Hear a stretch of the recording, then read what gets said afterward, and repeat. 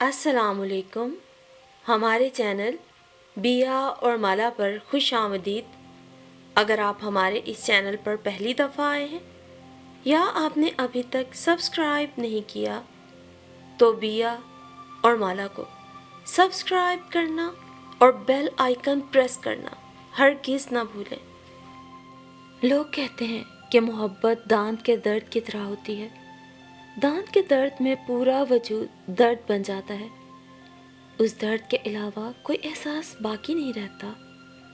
مگر جب درد کا آرام آ جاتا ہے تو یوں لگتا ہے جیسے درد کبھی ہوا ہی نہیں تھا. اسی طرح جب محبت ہوتی ہے تو اس احساس کے علاوہ کچھ بھی یاد نہیں رہتا. مگر جب محبت دم توڑ دیتی ہے یا نفرت میں بدل جاتی ہے تو یوں لگتا ہے جیسے محبت کبھی ہوئی ہی نہیں تھی. مگر یہ تو لوگوں کا کہنا ہے. میرا خیال ہے مرد کی محبت دانت کے درد کی طرح ہو سکتی ہے، کیونکہ مرد جب محبت کرتا ہے تو شدت سے کرتا ہے، اور جب اس کی محبت ختم ہو جاتی ہے تو اسے سب کچھ بھول جاتا ہے. یوں لگتا ہے جیسے اس نے کبھی محبت کی ہی نہیں تھی. البتہ عورت کی محبت ایسی نہیں ہوتی. عورت کی محبت سر کے درد کی طرح ہوتی ہے. سر کا درد جب ہوتا ہے تو سارا وجود درد بن جاتا ہے. لمحہ لمحہ یہ درد بڑھتا ہی چلا جاتا ہے. سارا جسم اس درد سے بے سکون ہو جاتا ہے. اور جب سر کا درد ٹھیک ہو جاتا ہے تو بھی بہت دیر تک سارا وجود مزمل رہتا ہے. سر کا درد ختم ہونے کے بہت دیر تک اپنے ہونے کا احساس دلاتا ہے. عورت کے لیے محبت سر کے درد سے درد سر تک کا سفر ہے. اسی لیے تو جب کوئی عورت محبت کرتی ہے تو پوری شدت سے کرتی ہے. محبت کے علاوہ اسے پھر کبھی کچھ دکھائی نہیں دیتا. اور جب محبت میں اس کے ساتھ بے وفائی کی جائے یا پھر نفرت میں بھی بدل جائے تو بھی بہت عرصے تک محبت کا احساس عورت کو نہیں بھولتا. وہ اسی کیفیت میں زندگی گزار دیتی ہے. جی ہاں، یہ میرا خیال ہے. آپ مجھ سے متفق ہوں یا نہیں، پر یہ فیصلہ میری کہانی سننے کے بعد ہی کیجیے گا. میرا نام رمیسہ احمد ہے. میں اس وقت 16 سال کی تھی. 16 سال کی عمر بہت خوبصورت ہوتی ہے. یہ وہ عمر ہوتی ہے جب ہر چیز نئی اور دلکش لگتی ہے. بارش میں بھیگنا اور بھیگتا ہوا دوپٹہ نچوڑنا بہت دل فریب لگتا ہے. جب پھول، ہوار، راستے اور منظر بہت بھلے لگتے ہیں. کچی عمر کی محبت پہلی بارش کی طرح ہوتی ہے جو جسم و جاں کو بھگو دیتی ہے. میری محبت کا نام طیب تھا. وہ ہمارے محلے کی مسجد کے امام صاحب کا بیٹا تھا، جو کہ ملتان سے آئے ہوئے تھے اور مسجد میں ہی رہتے تھے. ان کی بیوی اور بچے ملتان میں ہی تھے. محلے کے مختلف گھروں سے ان کے لیے کھانا جاتا تھا. محلے کے بچوں کو وہ قرآن پاک بھی پڑھایا کرتے تھے. میں اور میرا چھوٹا بھائی افضال، ہم ان سے قرآن پاک کا سبق لیا کرتے تھے. ہمیں وہ ہمارے گھر آ کے پڑھاتے تھے. میرے ابا ان کا بہت احترام کرتے تھے. پھر یوں ہوا کہ ابا کے حکم کے مطابق روزانہ رات کا کھانا ان کے لیے ہمارے گھر سے جانے لگا. مغرب کی نماز پڑھ کر وہ کسی بچے کو ہمارے گھر کھانا لینے کے لیے بھیج دیتے تھے. امی کھانا ٹرے میں لگا کر مجھے پکڑا دیتی اور میں دروازے پہ جا کے کھانا بچے کو دے دیتی. آہستہ آہستہ یہ مکمل طور پہ میری ذمہ داری بن گئی کہ میں روزانہ کھانا ٹرے میں رکھ کر باہر آنے والے بچے کے ہاتھ میں بھجوا دیتی. ایک شام مغرب کے بعد دروازے پہ دستک ہوئی. میں نے کھانے کی ٹرے اٹھائی اور دروازے پہ آ گئی. لیکن یہ کیا! دروازہ کھولا تو سامنے کوئی بچہ نہیں بلکہ ایک نوجوان کھڑا تھا. جھکی نظریں اور نظریں جھکائے جھکائے اس نے کہا، ابا جان نے کھانا منگوایا ہے. تم کون؟ میں نے پوچھا. جی میں مولوی عبدالعزیز صاحب کا بیٹا ہوں اور ملتان سے آیا ہوں. وہ ویسے ہی نظریں جھکائے جھکائے بول رہا تھا. اس نے ایک بار بھی نظر اٹھا کر میری طرف نہیں دیکھا. میں نے ٹرے اسے پکڑائی تو وہ چلا گیا اور میں کتنی ہی دیر وہاں کھڑی رہی۔ پھر وہ رات پہلی رات تھی جو میں نے جاگ کر گزاری۔ سرخ و سفید رنگت والا وہ خوبصورت لڑکا میرے رت جگہ کی وجہ تھا۔ وہ بہت خوبصورت تھا، مجھے پہلی نظر میں اس سے محبت ہو گئی۔ اگلے دن میں نے صبح سے ہی اس کا انتظار شروع کر دیا۔ شام کو دروازے پہ دستک سنتے ہی پہنچ گئی۔ وہ سامنے کھڑا تھا۔ تمہارا نام کیا ہے؟ میں نے پوچھا۔ جی طیب نام ہے میرا، اس نے بہت مؤدب انداز میں جھکی جھکی نگاہوں سے ہی جواب دیا۔ اچھا پڑھتے ہو؟ جی میٹرک کر کے یہاں آیا ہوں، اب مزید تعلیم حاصل کروں گا، اس نے بتایا۔ انداز وہی تھا، نظریں نیچے کیے ہوئے۔ مجھے غصہ آنے لگا، آخر یہ میری طرف دیکھتا کیوں نہیں؟ جی کھانا دے دیں، اس نے شاید تھوڑی دیر انتظار کرتے کرتے تھک کے بالآخر کہہ ہی دیا تھا۔ اچھا یہ لو۔ میں نے اسے ٹرے پکڑائی تو وہ چلا گیا اور میں تو غصے میں ہی کھولتی رہی۔ محبت کی یہ اندیکھی آگ میرا وجود جلانے لگی۔ بہت دن گزر گئے، میں نے بہت بار اس سے بات کی مگر وہ مختصر سا جواب دیتا۔ کبھی کبھی میں کوئی ایسی بات کہہ دیتی کہ وہ صرف پل بھر کے لیے نظریں اٹھا کے مجھے دیکھتا، پھر نظریں جھکا لیتا۔ پھر میں نے اسے خط لکھنے کا فیصلہ کیا۔ میں 10ویں جماعت میں پڑھ رہی تھی، اگرچہ میں نے پہلی بار خط لکھا تھا، مگر ایسے محبت بھرے خط دیکھے ضرور تھے جو میری کلاس فیلو لڑکیاں اپنے کزنز یا اپنے محبوب کو چوری چھپے لکھا کرتی تھی۔ میں نے کاغذ پر اپنا دل نکال کے رکھ دیا، اپنی محبت کا اقرار، اس کا گریز اور بے نیازی کی شکایت بھی لکھی اور اسے پانے کی خواہش کا بھی اظہار کیا۔ ٹی وی ڈراموں، رسائل اور فلموں میں نے یہی دیکھا تھا اور پڑھا بھی تھا کہ محبوب کو رومال کا تحفہ دیا جاتا ہے، سو میں نے سفید رنگ کے خوبصورت سے رومال پر سرخ دھاگے سے اس کے اور اپنے نام کے پہلے حروف کاڑھے، موٹا سا ایک دل بنایا اور اس میں ایک تیر پیوست کر دیا۔ خط کو رومال میں رکھا اور شام کا انتظار کرنے لگی۔ شام کو کھانا ٹرے میں رکھا، رومال کو بہت احتیاط سے روٹی والے رومال میں لپیٹ دیا۔ ٹرے اس کی طرف بڑھاتے ہوئے میں نے کہا، طیب اس رومال میں تمہارے لیے ایک امانت ہے، وہ ضرور دیکھ لینا اور مجھے کل اس کا جواب ضرور دینا جو میں نے اس خط میں پوچھا ہے۔ اس نے ایک نظر میری طرف دیکھا اور ٹرے پکڑ کے پلٹ گیا۔ ان نظروں میں حیرانگی بھی تھی اور پریشانی بھی، لیکن اس نے ایک لفظ بھی نہیں کہا تھا۔ مجھے یقین تھا کہ محبت کا جواب صرف محبت ہی ہو سکتا ہے۔ اگر میں نے لڑکی ہو کے پہل کی ہے تو وہ تو مرد ہے، پیچھے ہٹ ہی نہیں سکتا۔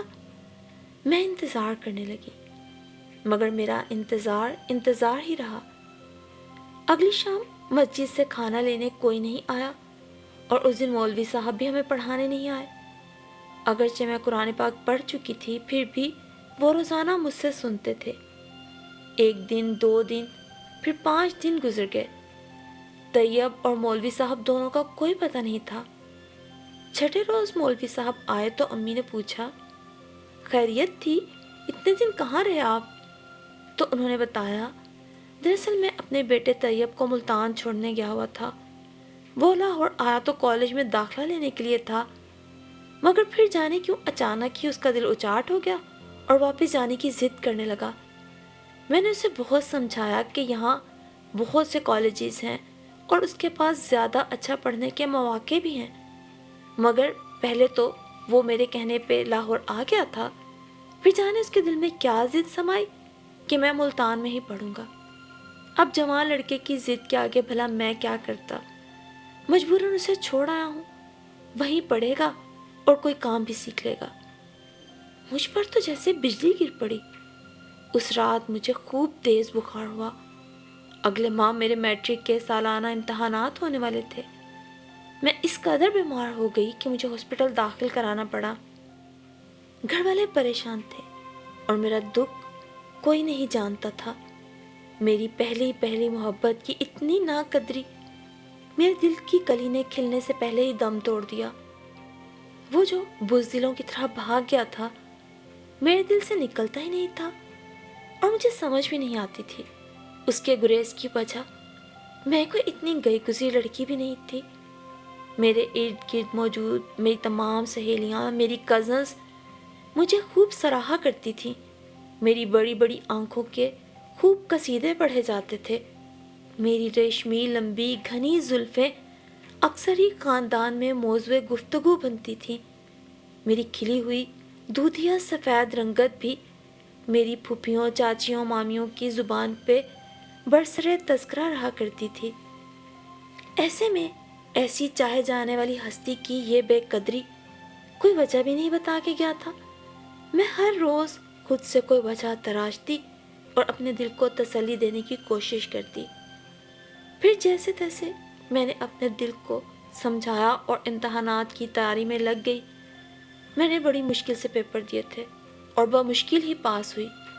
پھر ایک عام سے کالج میں فرسٹ ایئر میں میرا داخلہ ہو گیا۔ وقت کچھ اور آگے بڑھا، دل رفتہ رفتہ قرار پانے لگا، اور پھر ایک وقت ایسا بھی آیا کہ میں طیب کو بھول گئی۔ زندگی کے آنے والے رنگ بہت حسین تھے۔ اب تو کبھی ذہن میں خیال بھی آتا تو اپنی بے وقوفی پہ ہنسی آتی تھی کہ کتنی بڑی بونگی ماری۔ یوں BA کرتے ہی میری شادی ہو گئی اور میں بیاہ کر کراچی آ گئی۔ نیا اور روشنیوں سے بھرا شہر اور بے حد محبت کرنے والا میرا ہم سفر شہریار بخاری۔ پھر اگلے 5 سال میں میری گود میں 2 بچے بھی آ گئے۔ زندگی مکمل ہو گئی۔ سال 2 سال بعد لاہور کا چکر لگتا۔ فاصلہ اتنا زیادہ تھا کہ جلدی جلدی جانا ناممکن تھا۔ پھر شہریار بہت محبت کرنے والے اور خیال رکھنے والے تھے، تو میرا بھی ان سے دور رہنے کا کوئی خاص دل نہیں کرتا تھا۔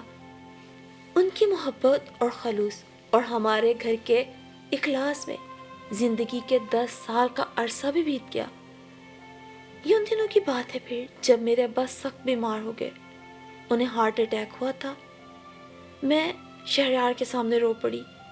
بیٹیاں کتنی بھی کوشش کریں اور کتنی بھی خوش ہوں سسرال میں، مگر ان کا دل میکے سے بندھا رہتا ہے۔ ادھر بچوں کے سالانہ امتحانات ہونے والے تھے۔ شہریار نے کہا، میں بچوں کو سنبھال لوں گا، رمیسا تم لاہور چلی جاؤ، یوں بھی اپنے بیمار باپ کی عیادت کرنا تمہارا فرض ہے۔ ایک عرصے بعد میکے کی فضاؤں میں نے سانس لیا تو روح تک سرشار ہو گئی۔ ابا کی حالت سنبھل رہی تھی۔ ہاسپٹل سے گھر شفٹ کر دیا گیا تھا۔ میں دن رات ان کی خدمت میں لگی رہتی تھی۔ ان کے دوست، احباب، رشتہ دار اور محلے والے ان کی عیادت کو آ رہے تھے۔ ایک شام امی مغرب کی نماز کے بعد ابا کے پاس بیٹھی تھی۔ میں باورچی خانے میں تھی، تبھی دروازے پہ دستک ہوئی۔ رمیسا بیٹا، امی نے مجھے وہیں سے آواز دی۔ مسجد سے کوئی بچہ آیا ہوگا، کھانا ڈال کر دے دو۔ میں نے کھانا ٹرے میں رکھا اور دروازے پہ آ گئی۔ دروازہ کھولا تو سامنے ایک اجنبی صورت تھی، سیاہ داڑھی اور نورانی چہرہ۔ شاید کوئی نیا مولوی آیا ہے، میں نے سوچا۔ سلمان صاحب گھر پر ہیں؟ اس نے بڑی شائستگی سے پوچھا۔ جی ہاں، میں نے ٹرے پیچھے کر لی۔ دراصل میں ان کی عیادت کے لیے حاضر ہوا تھا۔ اچھا ٹھیک ہے، میں سمجھی شاید کوئی کھانا لینے آیا ہے، آپ آ جائیے، میں نے راستہ دیتے ہوئے کہا اور واپس جانے کے لیے مڑی۔ رمیسا بی بی، آپ میری بات سنیں گی تھوڑی دیر کو؟ میں اس کے منہ سے اپنا نام سن کے حیران رہ گئی۔ یہ آپ کی ایک امانت ہے میرے پاس۔ اس نے جیب سے ایک سفید کپڑا نکالا اور میری طرف بڑھایا۔ میں نے پکڑ کر دیکھا، وہ ایک رومال تھا۔ رومال کا سفید رنگ مٹیالہ اور پیلا سا ہو چکا تھا۔ کونے پہ سرخ دھاگے سے کاڑھے گئے حروف R اور T نمایاں تھے، اور ساتھ ہی تیر والا دل بھی۔